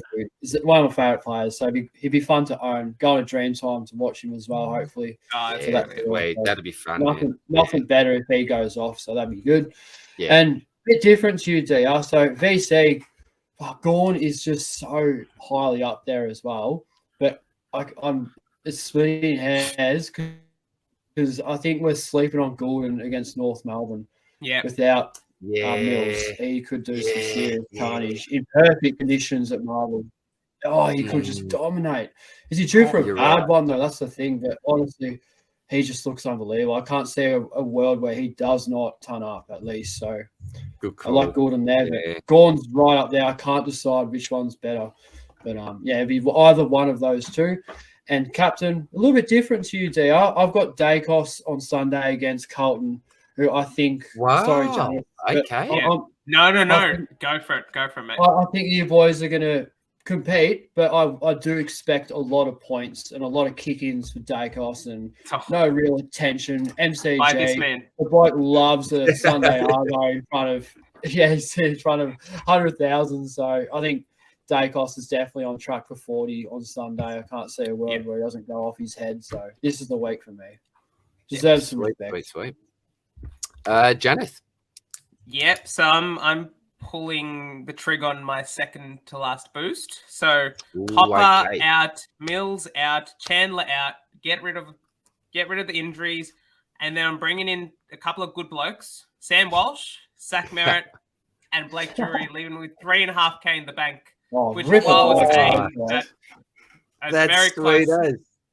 So I think that's what I'm going to pull off at the moment, but it really means that Blake Drury better get named, because otherwise we're going to have to switch it around a bit. But I'm fine with that. If that means bringing the Clayton Oliver and a Darcy Cameron, not the end of the world. Don't love it, but there is contingencies there. But I really do like the opportunity to bring in Sam Walsh and Zach Merritt in the 1 week. In terms of VC and C, if you have a look at my notes here, Spills, you just stolen my lines. VC, Goulden, C, Dacos. You're in Goulden as well, are you? Yeah, lovely. We give up bulk points to halfbacks like Jason Johannesson, Ed Richards on Saturday night. We're just going gangbusters on us. Like, no one defends them. And I mean, other options like Bont at Mars. We saw what Rowan Marshall did against Riley O'Brien. So Tim English possibly. But I think just that super high ceiling of Goulden as a VC option against North, just too good to pass up on. And then Dacos safe fallback. Yeah, So Dacos seems we do not tag halfbacks. No. We don't have a forward tagger with Ed Kerno out of the team now. So the thing is free play there to captaincy score on Sunday. Love that. I like it. Might think alike, legend. That's it, mate. Yeah, don't mind that. I'm a bit of a shocker for trades on a Tuesday, mate. I don't dive super. I've got a bit of an idea, but I think I'd like to get Humphrey involved. I'd like to find another downgrade. I feel like there's a few upgrades I want to do in a couple of weeks. Whether it's a Lockie Neal, whether it's a Rory Laird at a nice price. So I kind of want to put a bit of cash away. So yeah, it might end up being Drury, but we'll see how we go. We'll see what the teams hit me with. And I sort of can't go past Clary as a VC. I mean, he hasn't really gone enormous for 3-4 weeks or whatever. And I just feel like he doesn't go too long in between drinks of 150 plus in a big game. So it's a bit boring. I'd like to get a little bit more adventurous with my VC. But in terms of the C, it'll probably end up being probably Bont or Nick Dacos after what I've heard you boys saying. I think you mount a pretty good case for the young fella there. So hopefully they can deliver. I haven't had a good VC score that I've taken for a little bit. So spewing, mate. This is a week, mate. This is the week. That's the week. This is the week, mate. And look, Janet, you've got my ears up at the moment. And Spills, you're going there as well with Dacos. You gave me the hot tip on Rowan against Port. Oh, but now it's Gorn against Port. So I don't know. Look, you go Gorn. I don't have Gorn or Clary, so I'm going to be looking at the Friday night game with my eyes closed. Because these two, these two are massive. I'll go different. Yeah. I've got them both. So I'm just rattled. I don't know what to do. Which one do I say? Too many options. You don't have many weeks where you've got a lot of options, it seems, do you? But this is a week where there are a few blokes that could legitimately take the VC tag. So, Yeah. Go big or go best of home, luck. boys. Best of luck, gentlemen. Best Go of big or go luck. home. That's it. That's it. All right, Spillsy. Well, great. I really enjoyed that. It dragged on for a bit, but all within good reason. It's always going to drag on with the great Shorty on the show again, as always, which we absolutely love when the great man comes on and talks a bit of Supercoach nonsense and all sorts of banter. So yeah, we love that. Hopefully, it didn't take too much of your time, legend, but it was great for you to come on. Thanks for having me, mate. boys. Pleasure. Appreciate it, mate. Appreciate it, Shorty. So yeah, All right, we'll end it there, boys. What do you? Look at that timing. Spills is just frozen. Oh no, he's back. He's back again. All right. I think. Can we Sorry, get a boys, proper yeah. outro? Can we get a proper outro, Phil? Maybe you take us away, DR. Casual outros from Spills. Where's He's just a good Where's bloke. Yeah. Oh, it's just Yeah, a good just bloke. a good- That's it. good That's why bloke. we got you on He's a Shorty vibe. as well, mate. I'm not the best at outros, boys, but I'm a good bloke, so we'll see how we go. You certainly are. We all are. But look, guys, thanks as always for watching. It was an absolute pleasure to have you on again, Shorty. I know, mate, we're looking forward to having you on. You're going to be an absolute regular. We'd love to get you on whenever you can get on, mate. So part of the family here at the Swordplay Potty. Spills, Janath, all the best of luck for this week, boys. All the best of luck to everyone that's watching with your trade-ins and trade-outs. And we look forward to seeing you next week. All the best. And thank you for the Cheers, kind mate. comments. That's the main thing. Yes, Thank you for the kind yes. comments. Keep them coming. We Very love kind. hearing everyone and your positive feedback for the potty. Very positive. Absolutely. Go on, guys. Thanks, See Yeah, guys. boys.